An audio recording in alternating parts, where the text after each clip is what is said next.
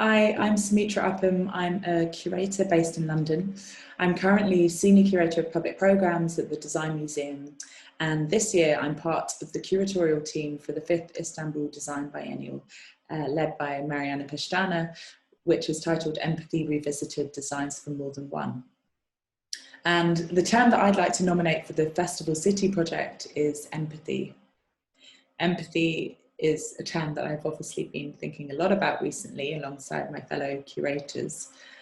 It's a term that I think we're all familiar with and use as a way to describe our capacity to perceive other people's experiences, expressions, and feelings.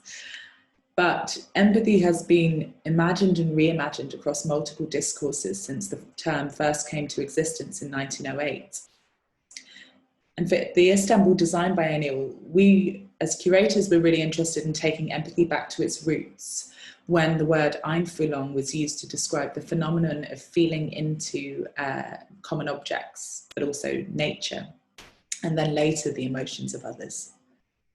Through the biennial, we really have sought to define a new role for design, and one that's based on empathy.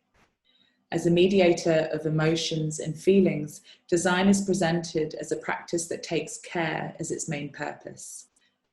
The designers whose work that we've championed through the biennial adopt sensitive, diplomatic, sometimes therapeutic functions with the shared aim of connecting us not only with one another, but also with the world around us and to other species, to other environments, to microorganisms, to soil, water, and to the universe more broadly.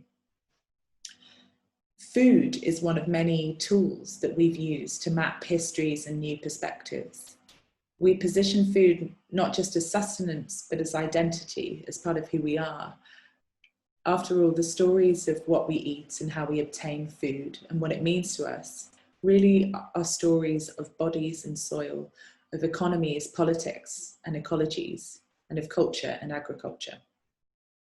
Food can reveal stories that help us understand ourselves, but also how we relate to other humans and to other species. And it's this potential that we propose can help to build a framework for empathy. At this current time of social and ecological degradation, biennials can't continue to prioritize hyperproduction, extractivism, and waste. We urgently need new models for supporting and presenting artistic development that are driven by practices of care.